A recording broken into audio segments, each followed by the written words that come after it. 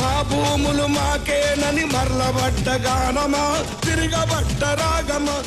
నమస్కారం, ప్రైమ్ 9 కు స్వాగతం.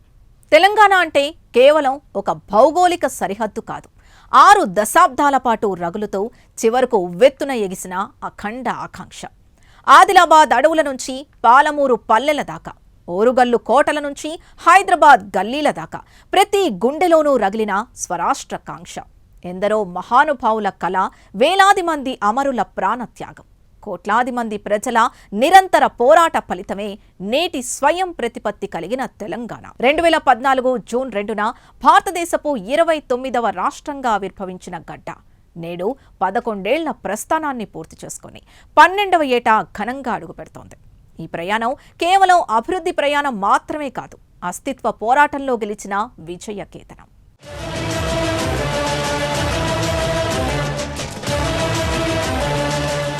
1948 సెప్టెంబర్ 17న హైదరాబాద్ స్టేట్గా భారత యూనియన్లో విలీనమైన ప్రాంతం.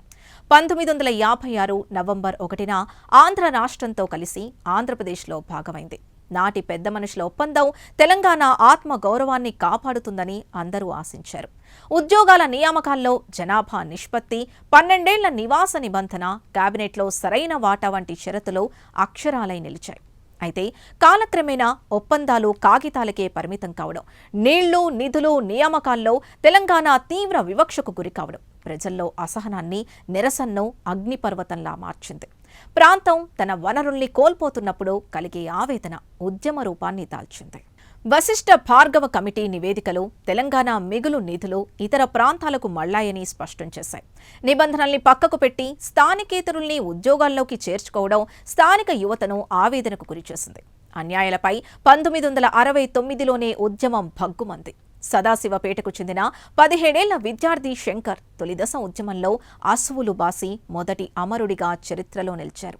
కొండా లక్ష్మణ్ బాపూజీ వంటి దిగ్గజాలు మంత్రి పదవులకు రాజీనామాలు చేసి ఉద్యమానికి ఊపిరిపోశారు. నాటి పోరాట తీవ్రత రాజకీయ కుట్రల వల్ల తగ్గినట్లు అనిపించిన ప్రజల గుండెల్లో నిప్పురవ్వలు మాత్రం అలాగే రగిలాయి. ఆ నిప్పురవ్వలే మలిదశ ఉద్యమానికి పునాదిగా మారాయి. కొత్త శతాబ్దంలో 2001 ఏప్రిల్ 27న కల్వకుంట్ల చంద్రశేఖరరావు నాయకత్వంలో తెలంగాణ రాష్ట్ర సమితి ఆవిర్భావ ఉద్యమానికి కొత్త దిశానిర్దేశం చేసింది. నీళ్లు, నిధులు, నియామకాలు అనే నినాదం మారుమోగింది. ఉద్యమం కేవలం రాజకీయ చర్చగా కాకుండా ప్రతి గడపను తాకిన ప్రజా ఉద్యమంగా రూపుదిద్దుకుంది.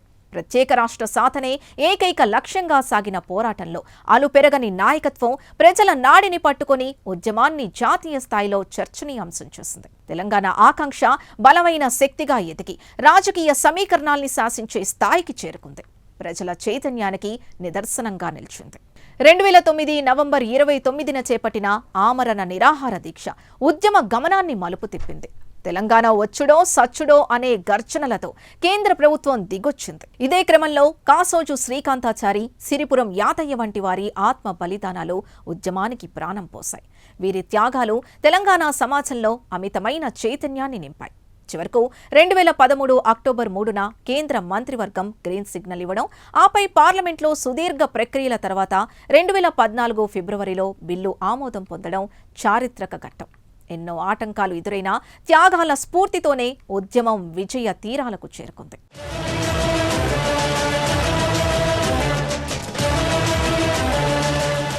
2014 జూన్ 2న తెలంగాణ స్వరాష్ట్రంగా ఆవిర్భవించిన వేళ ఆనందం మాటల్లో చెప్పలేనిది. నాటి నుండి ప్రతి ఏటా జూన్ 2ను ఆవిర్భావ దినోత్సవంగా ఘనంగా జరుపుకుంటున్నాం. అమరవీరుల స్మారకం వద్ద నివాళులర్పించడం, జాతీయ జెండాను ఎగురవేయడం కేవలం ఆచారం కాదు, పోరాట చరిత్రను స్మరించుకునే పర్వం. 12 ఏళ్ల ప్రయాణంలో రాష్ట్రం ఎన్నో మైలురాళ్లను అధిగమించింది. సాగునీటి ప్రాజెక్టుల నిర్మాణం, విద్యుత్ రంగంలో అద్భుత ప్రగతి, పరిపాలనా వికేంద్రీకరణతో జిల్లాల పునర్వ్యవస్థీకరణ వంటివి తెలంగాణ పురోగతిని దశ దిశలా చాటి చెప్పాయి. కేవలం భౌతికమైన అభివృద్ధి మాత్రమే కాదు, ఆత్మగౌరవంతో కూడిన పురోగతి. మలిదశ ఉద్యమంలో ప్రాణత్యాగం చేసిన 1200 మందికి పైగా అమరుల త్యాగ ఫలం నేటి నవ తెలంగాణ. కానిస్టేబుల్ కిష్టయ్య, వేణుగోపాల్ రెడ్డి, యాదిరెడ్డి వంటి వారి స్ఫూర్తి, ప్రతి విద్యార్థి, నిరుద్యోగి చూపిన పట్టుదల వల్లే కల సాకారమైంది.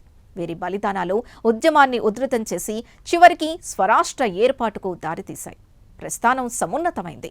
గడిచిన కాలంలో ఎదుర్కొన్న సవాళ్లు, సాధించిన విజయాలు భావి తరాలకు దిక్సూచిగా నిలుస్తాయి. అమరవీరుల ఆశయాలకు అనుగుణంగా అభివృద్ధిలో రాష్ట్రం దేశానికే రోల్ మోడల్గా నిలవాలి. వారి త్యాగాల్ని స్మరించుకోవడం అందరి ప్రాథమిక బాధ్యత.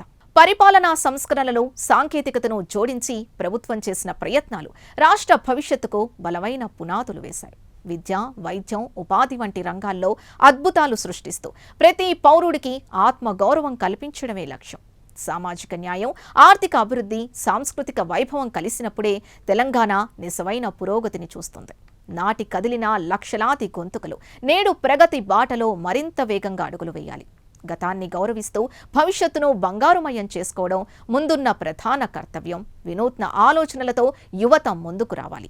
రాష్ట్రం 12వ ఏట అడుగుపెట్టిన తరుణంలో సాధించిన ప్రగతిని సమీక్షించుకుంటూ లోపాలను సరిదిద్దుకుంటూ ముందుకు సాగాలి. ఉద్యమ సమయంలో ఉన్న పట్టుదల, క్రమశిక్షణతో రాష్ట్ర నిర్మాణంలో ప్రతి ఒక్కరూ భాగస్వాములు కావాలి. అభివృద్ధి ఫలాలు సమాజంలోని చివరి వ్యక్తికి కూడా అందేలా చూడటం ప్రభుత్వాల, ప్రజల బాధ్యత. తెలంగాణ కీర్తిని దశ దిశలా చాటి చెప్పే దిశగా వారసత్వాన్ని కాపాడుకుంటూ ముందుకు దూసుకుపోవాలి. నవ తెలంగాణలో ప్రతి ఒక్కరూ గర్వంగా జీవించేలా అభివృద్ధి పథంలో ప్రస్థానం నిరంతరం కొనసాగాలి. ప్రతి అడుగులోనూ తెలంగాణ బిడ్డల ఆత్మవిశ్వాసం ప్రతిబింబించాలి. త్యాగధనుల ఆశయాలను స్మరించుకుంటూ ఉమ్మడి రాష్ట్ర వివక్షను అధిగమించి సాధించుకున్న స్వరాజ్యాన్ని కాపాడుకోవడం కనీస ధర్మం. సాహసోపేతమైన నిర్ణయాలు, పట్టుదల కలిగిన నాయకత్వం, ప్రజల భాగస్వామ్యంతోనే తెలంగాణ ప్రగతి పథంలో దూసుకుపోతోంది. త్యాగాల పునాదులపై నిర్మితమైన తెలంగాణ అభివృద్ధిలో దేశానికే ఆదర్శంగా నిలవాలి. గతం పాఠం నేర్పితే వర్తమానం బాధ్యతను గుర్తు చేస్తుంది. బంగారు తెలంగాణ నిర్మాణం వైపు ప్రయాణం అప్రతిహతంగా సాగాలి. భవిష్యత్తు తరాలకు అందించే గొప్ప బహుమతి ప్రగతిశీల తెలంగాణ మాత్రమే. జై తెలంగాణ. మా భూములు మాకేనని మరలబడ్డ గానమా, తిరగబడ్డ రాగమా.